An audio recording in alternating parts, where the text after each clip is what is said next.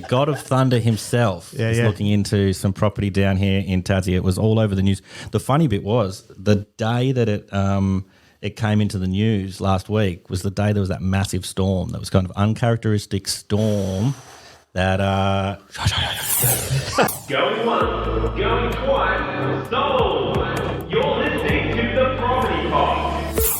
All right. Welcome back to the Property Pod, your weekly engagement into real estate here in the Hobart Marketplace. I'm your host, Aaron Horn, and it gives me great pleasure to be back on the mic. I'm here with two superstars of radio. Well, it's not radio, it's podcast. I'm going to roll with that. Yeah. Why not? Yeah, radio and podcast. Put us on the radio and we'll be superstars, sure. We'll take that. That'll work. You'll take that. Yeah. Yeah, no, look, you've heard the voice of Andrew Leggett and John McGregor. Last week, Andrew just dug his heels in. He said, look, I'm not going to sponsor the show if you're not going to have me on it. Yeah. I'm here. I'm throwing money at you. You'd promised me a key, and you got bumped. So we apologise for the bumping, mate. But it's so good to have you back in the studio. Oh, it's good. It's good to be back. But wasn't impressed last week, guys. Come on. Hey, welcome to the world of real estate, mate. It's rejection on a daily basis. You just got to get back up. Yeah, keep moving, hey. Yeah. That's it. Yep. Just bounce back and jump straight in. So no, it's very good to have you back, mate. And we do apologise. I must say it was a cracking episode last week. If you probably were too sad to listen along. I was. But it was a really good one with Susan and Laura coming in and just talking about how crazy their little 3-month stint with us has been so far, and just the projections of what's coming is very exciting. It is, certainly is. Yeah. I reckon one thing to say on that, I'm really grateful for this business, for them to feel nurtured, because I think in one sense they feel like they can the business is getting out of their way but supporting them to do great work, which has just meant that to become, able to become even more successful in this industry. Yep. And to me, like, that's the whole mark of a great business, where it's just supporting that individual person's capacity to grow and do great work, while at the same token too, they've got them, the business has got your back if something goes wrong. Yeah, that's exactly right. And it's like Ange, for example, she's ignited the rocket. We've given her a push and we'll just sit back and watch where it goes. And if it decides to come back down, we'll pop it back up. Yeah. And speaking of Susan Law, they've been doing a bit of work together, haven't they? They've kind of been doing open homes and crossing paths that way. And so it's kind of joining your super team together to make a Megazord. I know we know who Ange is, but if you would not just quickly describing her story. So Ange came on with us just over 12 months ago in a business support role, expressed the will to want to write home loans, went and got herself accredited, did a certificate 4 in finance broking, and said, basically, this is what I'm going to do. Yeah. So it didn't really leave us with many options but to say, get out of the way. I'll just step aside and let you do your thing. Yeah, hell yeah. And she's just absolutely set the world on fire. So she's hanging with the big boys, which is so good to see. Isn't it amazing when you get someone that with passion, drive and skill, or even being willing to skill themselves up and just be like, I know that I can really make a move here.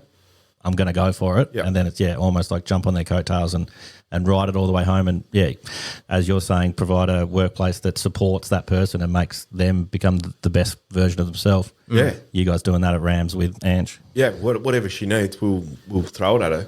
Well, I know. What was it like, mate? Because I was just thinking, at the moment I'm starting to learn another language. So my partner's from the Philippines, so the language they speak is Tagalog. And lucky enough, one of my brothers, he learned 2 other languages along with English.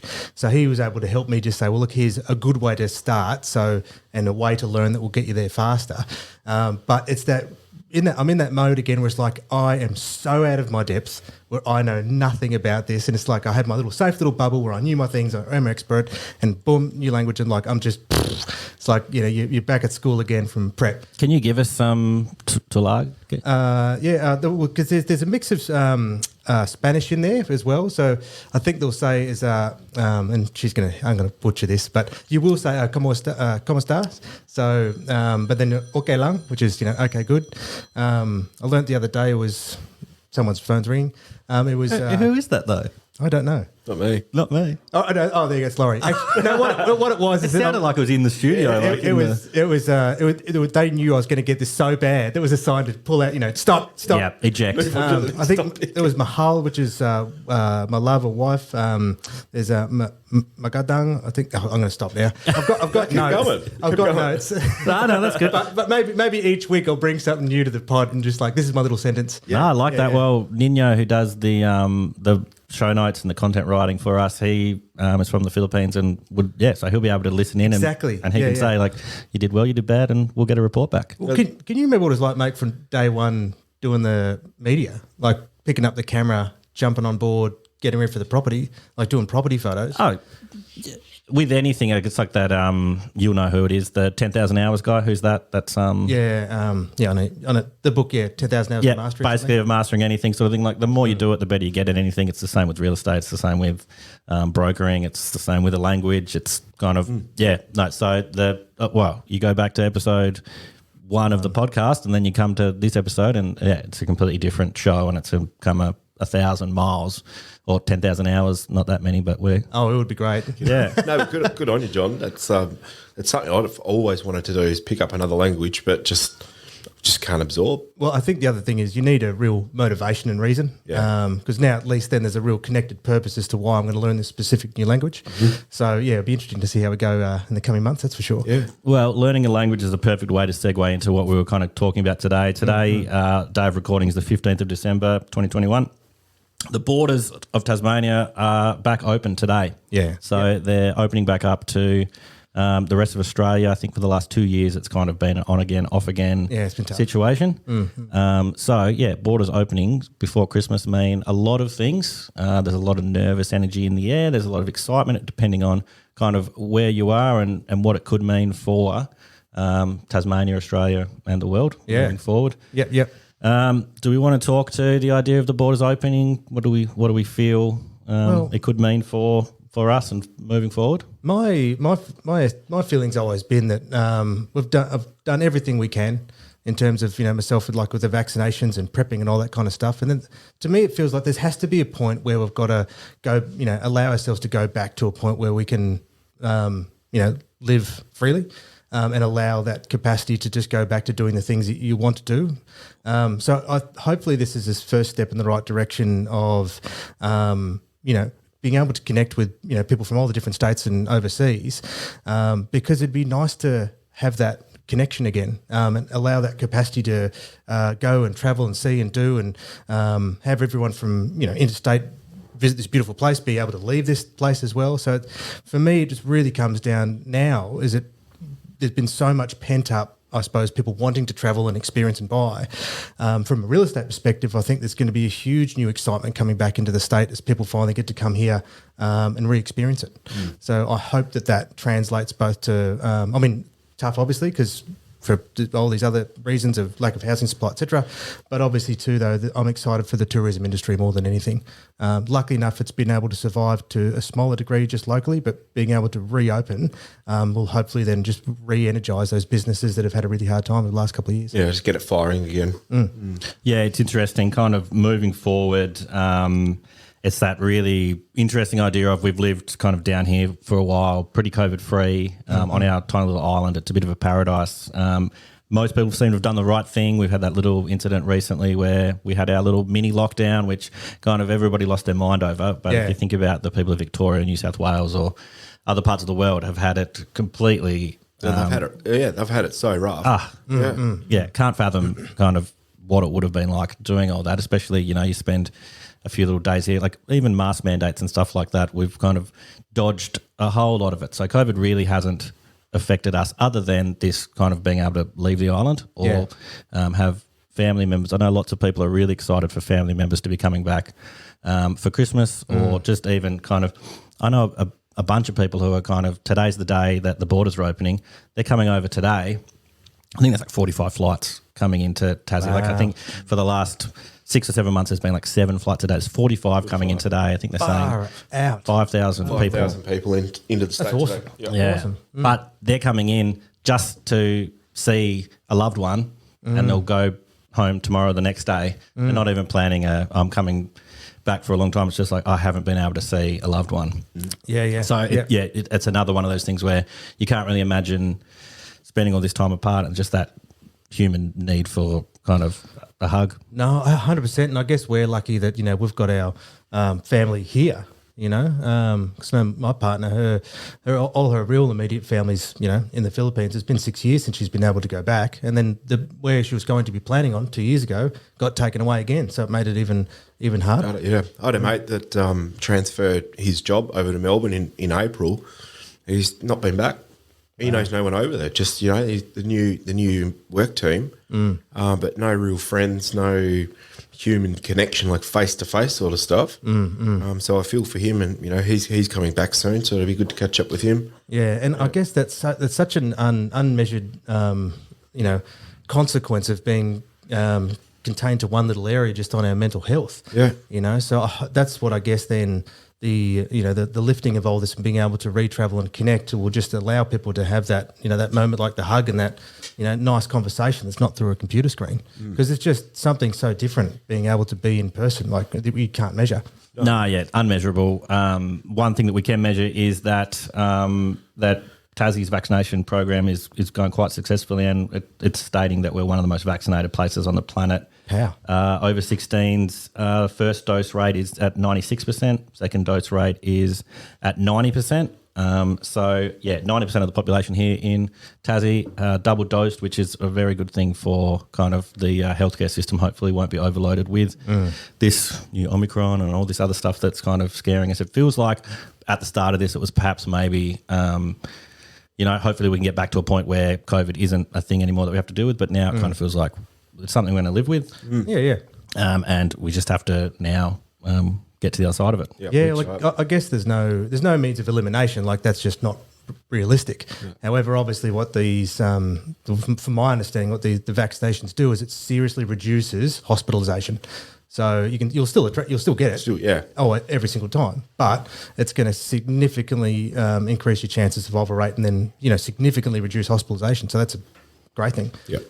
So one place I was thinking that this would then lead us was that we've lived in a really safe place. It might then encourage people, or people know about how amazing it is down here, that it then might even kick the market into overdrive again. There's always talk of mainlanders. Like, oh man, loads of bloody mainlanders come in and steal all our properties and stuff like that. Like, is that a feasible option that now everyone's going to be like, oh, let's go to that paradise down there in bloody has to be. I mean, Hemsworth, come on. Yeah. It's got to be true, doesn't it? It's got to be true. Property on the coast.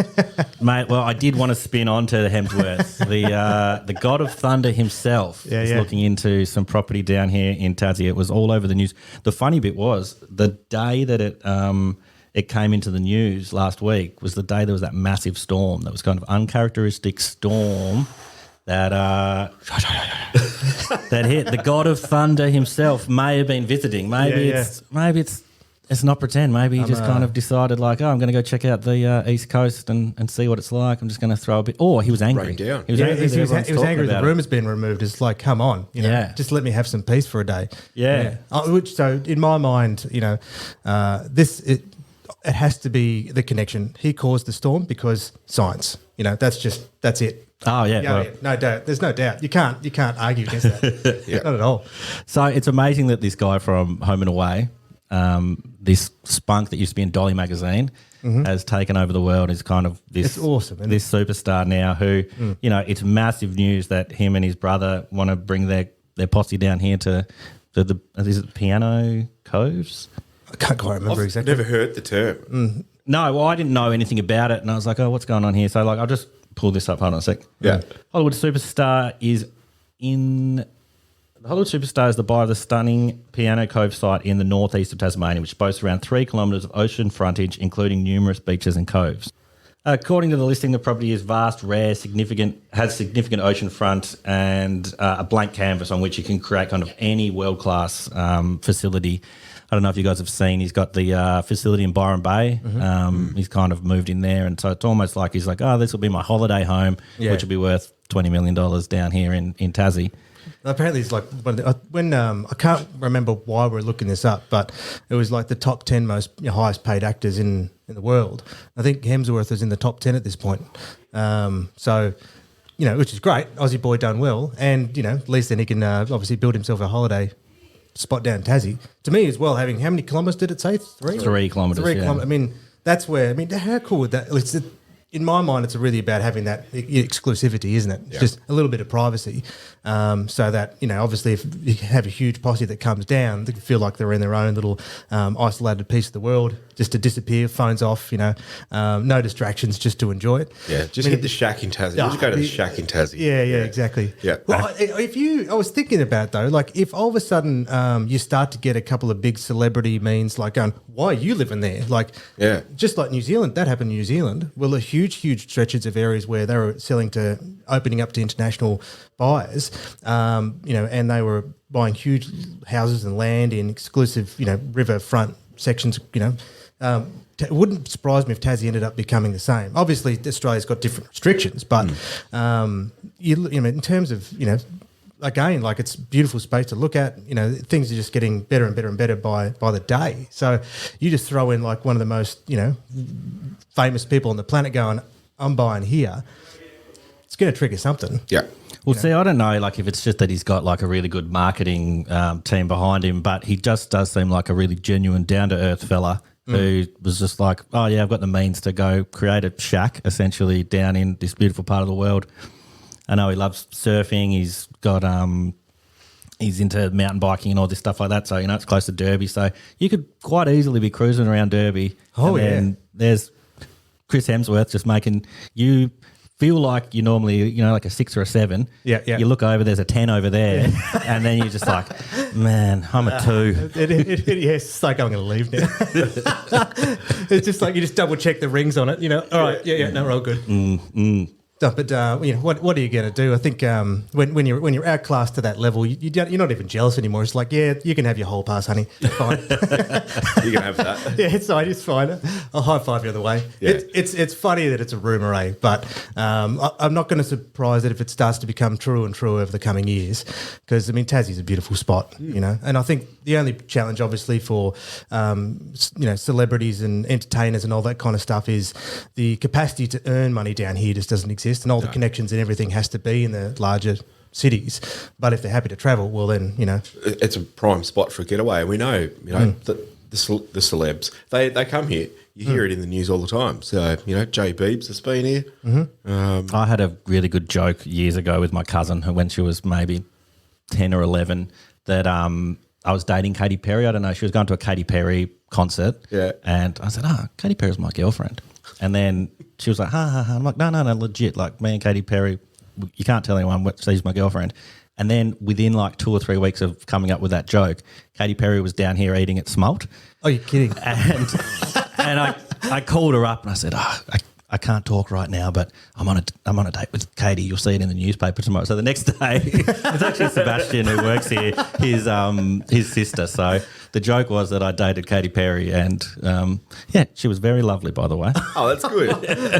But it's just one of those opportunities where Katy Perry was down. So yeah. Took that opportunity and ran with it. Bill Murray do a random visit to as well at some point? Yeah, and then there was obviously the best one, didn't Redman perform at the Granada?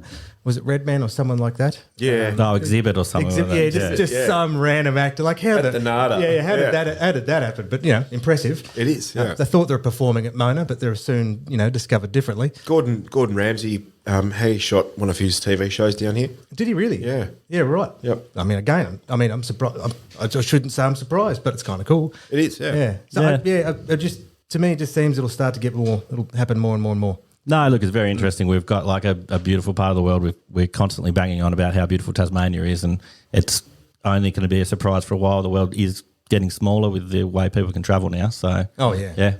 Well, and as they arrive, we'll take this podcast mobile, and we'll be getting obviously the most famous celebrities' opinions on the. Oh yeah, watch this space. Market. Last year's Christmas episode was with Luke McGregor. This year's Christmas episode, Hemsworth himself, Thor's in the studio. Yeah, exactly. Yeah. Hear the lightning.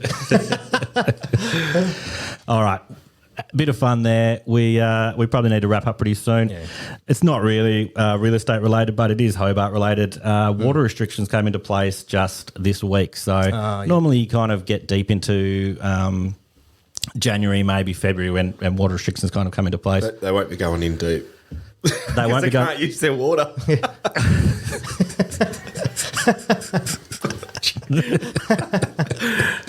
That's why we don't invite you back. No, so the thing I found really interesting was this: is it's not based on drought. Normally, I would assume that that weather restrictions are kind of based on there not being enough water, but it's actually been the wettest, one of the fourth wettest winters on record. Is it really? It's just that there's so much sediment in the water that they can't treat it. Oh, okay. Gotcha. and use it. So, yeah, water restrictions have come into place in Hobart in a bunch of suburbs, and they're likely to stay until the end of February. Just right through summer. Yeah, right through summer, even with this La Nina that they're anticipating. So another wet summer as well. That's interesting then, isn't it? That obviously rain's great, but once it gets too heavy, there's too much for the dams to be able to, or the systems to be able to filter it properly. That's like, hey, just slow it down a bit so we can catch up. We need to talk to Thor. Yeah. Yeah. Yeah. It's your fault, mate. That bastard. No, look, so the areas of the city that are under restrictions at the moment are Hobart, Glenorchy, Brighton, New Norfolk, Kingston, Sorell, Kempton, Colebrook and the surrounding suburbs. Gotcha. It affects things like watering your garden, washing your car, etc., filling your pool. A lot of the suburban areas. Well, it's just funny. You guys were talking about, what do you call it, hay fever. It's been affecting you really badly. It's been affecting my partner, Sarah. It's been affecting heaps of people this season. I'm just wondering if it's got anything to do with kind of all this sediment and the water. You were talking about your friend Joel I don't know exactly how to describe it properly, but when Melbourne had a really heavy downpour once, it just uplifted all the pollen. And he nearly had to go to hospital. It hit him so hard. He couldn't escape it, even inside, locked, sealed windows, everything. So there must be something to it where the rain's dispersing all of it. I'm sure that's its purpose, obviously. But the heavier it is, the harder it is on those with the capacity to get hay fever. It's interesting. We probably need to call Dr. Carl about it and ask him. He'd probably be able to give us some more info on it. But it's very interesting that's kind of just. As you guys were talking about, I was like, we're talking about water restrictions today. Maybe that's got something to do with... Absolutely. Well, it's always frustrating for people trying to come to our homes on a Saturday and they're it's like, no, I've just got the hay fever. It's all right. Yeah. It couldn't be worse at the time. Everyone's freaking out. Like, no, it's not COVID. I've got hay fever, damn it. Yeah. No, very true. The other thing I just wanted to touch on before we sign off today was the Ashes are coming. I don't know if you're into the cricket, but very excited that the fifth test is coming our way. And massive for tourism, massive for cricket Tasmania. And the other side of sporting things is jack jumpers. Have you been to a game yet? I have, yeah. Yeah, so you're a big basketball boy. It's funny that you're allergic to jack jumpers and that's the name of our team. Yeah, exactly. Yep. Yeah. But that's been getting a really, really bolstered support and we won the first one in a very tight game. Haven't had as much success since then, but still, putting in a valiant effort and it seems to be a massive thing for Glenorchy and Hobart and Tassie and all the things that are in that suburb. The My State Arena's been pumping. Oh, yeah. It'd be cool to see all the sports fields just completely packed again. Yeah. And what they've done at My State Arena, it's magic. Yeah, I know. So many people have been saying like, oh, yeah, it's amazing. I'm just like, it doesn't look like how can it be that different? But everyone's just been raving about the upscale that they've done. Yeah, I guess it's always compared to what we had. It's if you try and compare it to some of the best in the world, we might not be there yet. But compared to what we had, I'll take it every day of the week. Yes. Well, that is the Property Pod for this week, guys. Thank you for coming in, Andrew, and supporting us with Rams Home Loans. We're so happy to have you on board, and we do apologise for last week's mishap. If you ever want to put the foot down and just say, no, I'm in. You're just going to stand at the side of the room anyway with a microphone or like a blaster. I'm still waiting for the key. I'll just let myself in. Imagine him just lurking in the corner, just trying to get a word in over John. John, shut up. Let me talk. No, that's perfect, guys. That is the Property Pod for this week. We'll be back next week for our Christmas episode, and I believe we'll then go on hiatus for a little period of time over the break. Hamish and Andy call it their government-mandated 3-month break. I don't think we government... I don't think we'll get the 3 months either, unfortunately. No, I don't think. I think we'll be back in the studio way before they are... I've lost all my words right at the end. It's nice to be loose and fast every now and again. Yeah, we'll be back. I'll be back sometime in January. Exactly. Yeah. Excellent. Sounds beautiful. Thank you, boys. Thanks, we will guys. talk to you soon. Always a pleasure, lads. I've been listening to the Property Pod, recorded and edited by 414 Media House in conjunction with 414 Property Code. This podcast is general information only, and the thoughts and views expressed is the opinion of our panel, and listeners should always seek then use their own investigation into any topic we discuss to ensure they fully understand their own situation. It does not constitute and should not be relied on as purchasing, selling, financial or investment advice or recommendations, express or implied, and it should not be used as an invitation to take up any agent or investment services.